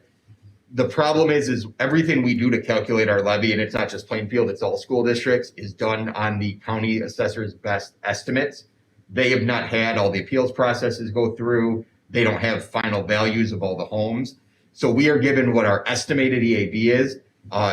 Any money that we do not levy that we're entitled to, we don't just lose it this year, but we are never allowed to go back and recapture that. So if we were entitled to $178.5 million and we levied 177.5, it may seem, okay, we've only left 1 million on the table, but we lose that $1 million plus its growth every year. So it just compounds and compounds and compounds. So the ballooning process is pretty common.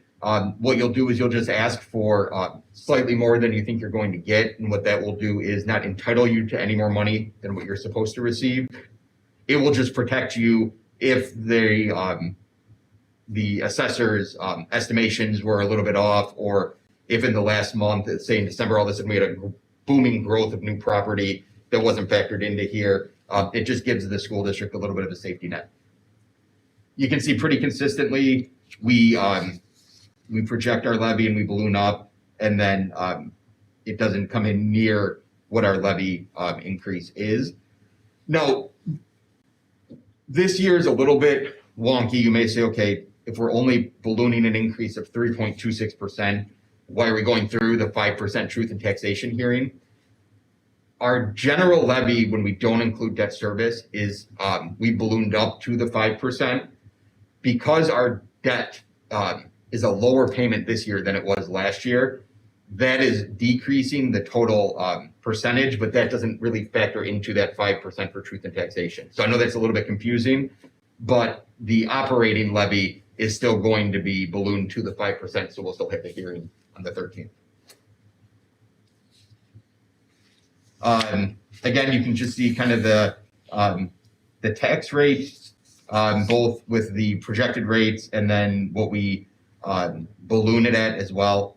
So the tax rates never quite are what the balloon rate is. We're ballooning right now to a 5.21% tax rate, which would still be a decrease of rate versus last year. But again, we expect that to fall more towards the 5.08% range. The levy amount per fund gets calculated. We have to use fund accounting here in Illinois. So we don't just get, well, we receive one large deposit from the county. We're only allowed to pay certain expenses with certain funds. So we have to levy each fund individually. So you can see here, we ballooned, for example, the education fund from 130.7 to 137.9, expecting to get 133.9. So we've just built in a little bit of cushion. Total levy extended without debt service, we've ballooned up to 183.6 million. again, we're expecting to get closer to 178.25 million. Important dates, today and on Monday, we will go through this presentation. The tentative levy resolution will be adopted, which meets the 20-day requirement for the 1213 adoption. With the presentation of the tentative levy, on the 23rd, we'll release the notice to Shaw Media to please publish the truth in taxation notice on December 1st. On the 1st, that will be published because it cannot be more than 14 days prior to the hearing. On the 13th, we'll hold our public hearing and levy adoption. Once the board adopts the levy, we will then file the certificate of tax levy with Will and Kendall County. We'll post the final levy on the district. And we'll do that about 2 weeks before the deadline, which is the last Tuesday in December, to file your tax levy. The last section we always include on our website for the community if they just have questions in terms of what any of these terms might mean. There's a little bit of an index and a glossary. My contact information's in the back. I know the levy process can be extremely confusing. So if anybody ever has questions about their property tax bills or how this all works, or really anything school finance related, I welcome to please reach out to me and we'll be happy to help. One thing that sometimes we had put in the presentation that we took out this year, just with some of the changes, is there are many different exemptions that people can apply for, but we didn't want to put any inaccurate information in terms of who may and may not qualify. But we would recommend that if a taxpayer in our community has questions about what exemptions they may have, seek proper advice from tax counsel or a CPA who is able to review their bills and their situation, tell them what they may apply and qualify for to get the lowest amount of taxes taken out of their property. The only question I had is there's been a lot in the news lately about how inflation is skyrocketing right now. And so the CPI is gonna go up, but we're being held to this 1.4 in terms of what we can receive. So we're gonna just kind of have to deal with it on the back end. Yes, we'll deal with it on the back end, depending on how the CPI that we use is the end of year December to December CPI. So depending how that finishes next month, that will determine then this time next year what our increase could be. It's CPI is trending upwards right now, but I don't know if it'll finish at the 5%, even with the inflation where it's at. It's just something we continue to monitor. We'll have kind of a better idea of where we finish in the next month, and then we'll definitely know within the next 2 months. But in terms of like when that actually impacts us, it's long after Yes. we started paying. Yes, so we're paying more for everything now, but we won't be able to All of actually this realize any of that Yeah. for a couple of years. Yep. Okay, All this runs behind. yeah, Yep. sounds like it. Thank you.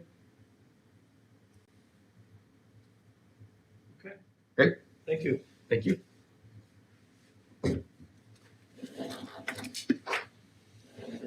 Next up is, we're looking to have approval for regarding the estimated amounts necessary to be levied.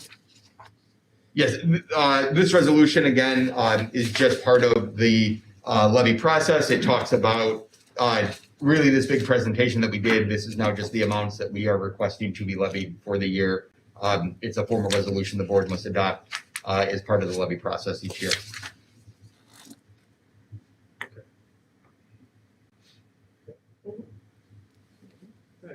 Next up is approve the operations and capital improvement plan for fiscal year 2023 for a total cost of $16,050,191 to be paid for as follows: operations and maintenance, $69,600; construction, $5,130,592; tort fund, $849,999, and Esser's grant of $10 million.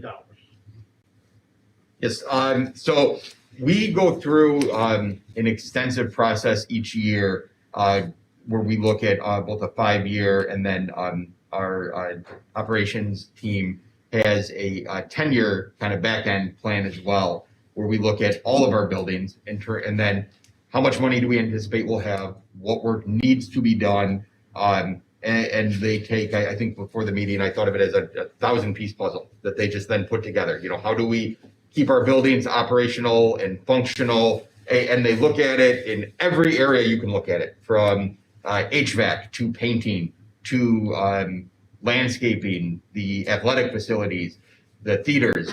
They are all reviewed and said, okay, how do we keep them operational? How do we keep them functioning? And what work can we do? What needs to be done? When can we do it? I again just have to give both Paul and Curtis there a ton of credit, because it is a tremendous plan.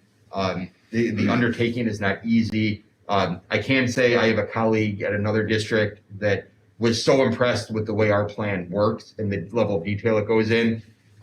When he moved to a new district, he asked if I would share this kind of the edited version with him so he could build his out to reflect the work they've done. So just a great job by the two of them going through this. So you can see here, of the 16 million we're projecting for 2022, the heavy amount is the 10 million for the Plainfield Central HVAC project. Again, this because of the ESSERS grant and the availability of those dollars, we now have the ability to do that in a shorter period of time and get it done, and not have to really drag that over a 4 or 5 year period, which then opens up the opportunity to do some other work in future years. The other great thing is that while we will be reimbursed in arrears, we have to pay it out and then kind of get reimbursed from the state of Illinois. This is money that ultimately, should fund the majority of this project. And as we'll talk about in a couple sections down, we actually had a really good bid day with this project too, where the numbers came in under our estimated budget for that. So that will actually impact more probably the 2023 year of this. But we take a very conservative approach to putting these numbers together, especially when we look at future years and we look at it in terms of what is the most a project should cost. Kind of a worst case scenario, if everything was as expensive as we anticipate it would get, those are the numbers that are reflected here. And oftentimes the work will come in well under when we get out to our bid days. I'd be happy to walk through each building and talk through what's going to be done if you'd like, or I could just answer questions about the plan. However you'd like to do it, we're able to do it. And then Paul Gonzalez is here. I would be a little bit remiss if I didn't mention this will be Paul's last 5-year capital project plan that he'll be presenting with us. So I please welcome you to ask him questions, and he'll never get the opportunity again. So no, but Paul and Curtis again did just a great job with that. Threw you right under a bus.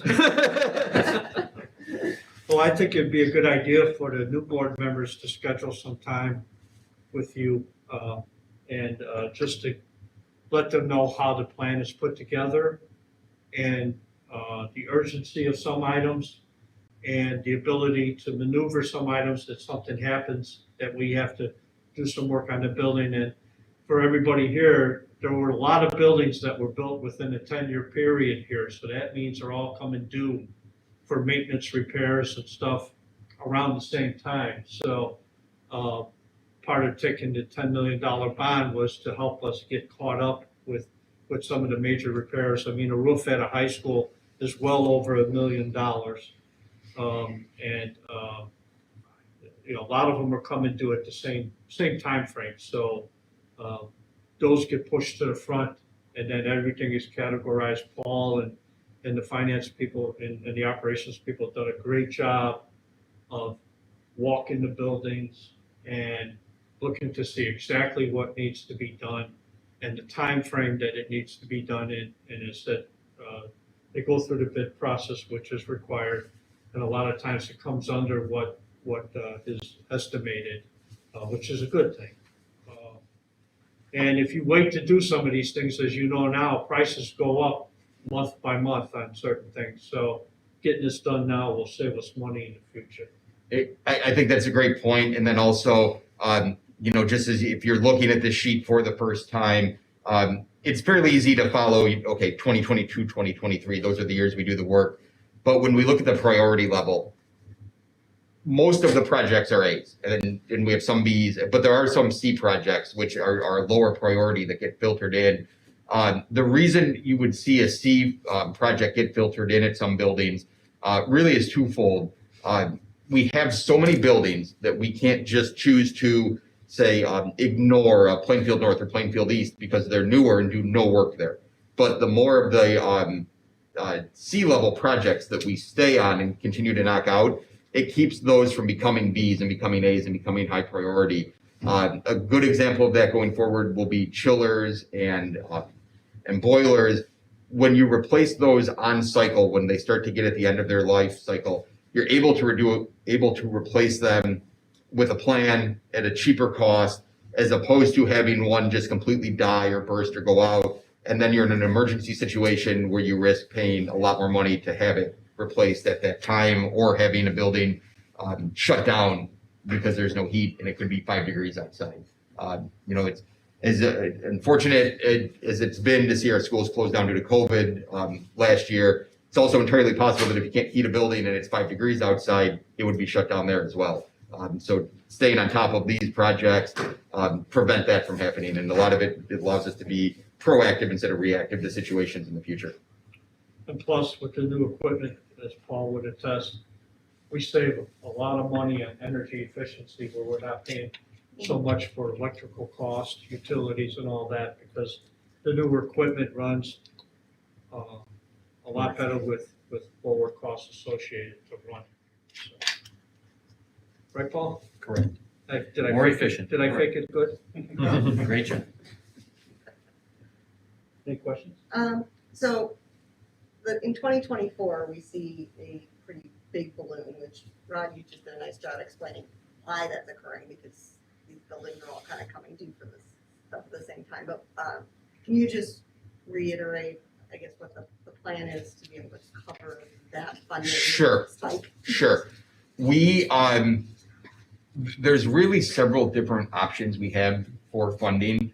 The first is we take advantage of grants, and there will be grants beyond the ESSERS grant. There's things like the school maintenance project grants that fund certain projects. We last year issued money through working cash bonds with the intent that as these projects come up, we will then be able to transfer some of that money over to cover it. We because of that, have been able to cover some kind of short-term expenses with in other funds with how we allocated our educational-based funding dollars.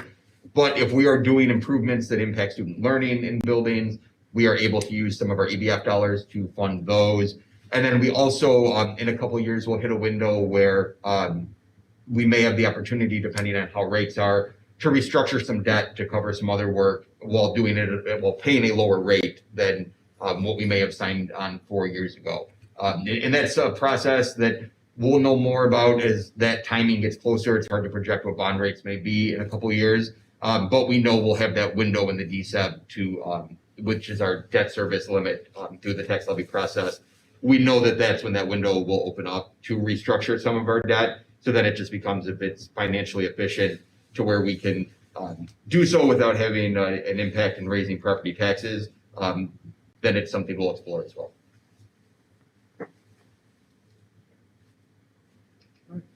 Good. Good. Thank you. Next up is recommending approval of the farm lease rates for 2022. This is going to be much less talking than the last two items, which is lucky for everybody.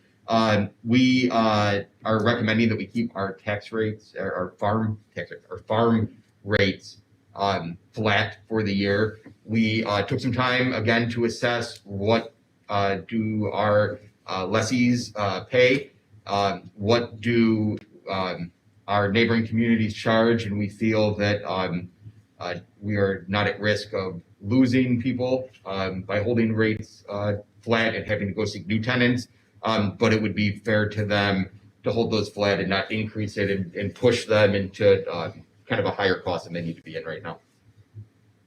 we expect everyone that's leased last year to lease again That's correct. next year. That's good. That's very good. Thank you, Rich. Brings in some revenue for development. All right, next up is, approve the bids for Plainfield High School Central Campus HVAC remodel as submitted for an estimated cost of $18,961,901. Yeah, this was, again, kind of the next step. I believe it was about a month or two ago, we approved the HVAC work to happen over the next 2 summers at Plainfield Central. Performance Services, who are here with us tonight to answer any questions, went out and solicited kind of the bids of the subcontractors to do the work. And these are the results. And again, in a project that we first thought may have been, looking in the $20 million range, and we had a good budget day, which was over 19 million, and now we're under 19 million hard numbers that have come in. And again, I think one thing that I'd just like to reiterate from a couple months ago is one of the attractive things in doing a large project like this with Performance Services is the no change order guarantee. So we know that we will pay this price unless we choose to do something differently that is outside of the scope of the work we've told them, but they've spent a lot of time in our buildings.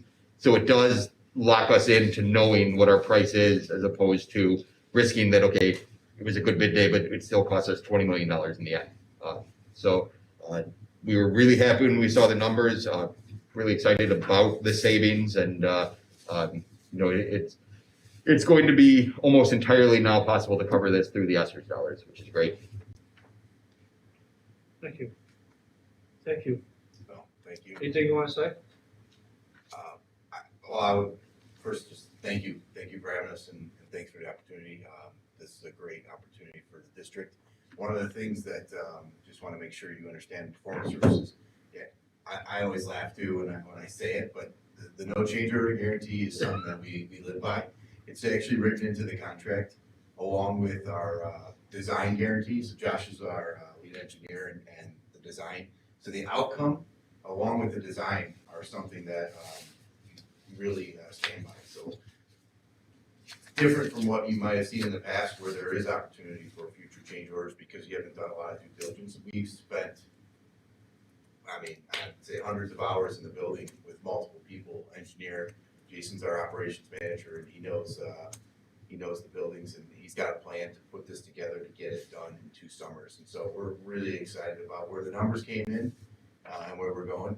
We also did look at what the future cost would be, because we're going to see a huge increase even in mid-December from what the numbers. So when we bid the project, we had that in mind, but we put that into the plan for future. So what Tony was saying about how this number, there's a really good chance it could come down when it's all said and done, because we put what we consider to be a fair escalation rate, not so much on labor because we have an idea, but really on the material costs, which are skyrocketing. And if everybody knows, you're seeing a huge increase in everything, and we're going to see it as well. Yeah, I hear that. Well, and I think too, when we talk about funding and how do we pay for certain work, one thing I did forget to mention is in the board packet for Monday, you'll see the guarantee agreement, and that is in doing this project, when you work with a guaranteed energy savings company, it is what they say they are. They guarantee that by doing this work and tuning your machines to their specifications, you will save money in your operating costs. Our guarantee in the contract is just over $2 million annually in energy savings. So looking at an $18.3 million project with $2 million annually in energy savings, this project will essentially have paid for itself between the grant and the payback of the energy savings in about a year and a half. So, sorry, real quick. That's energy and operational. Let's be very clear. A lot of what you're doing is equipment replacement. So there is energy savings for sure because you're getting more efficient new equipment, but it's not 100%. There's operational savings. There's operational and there's maintenance as well.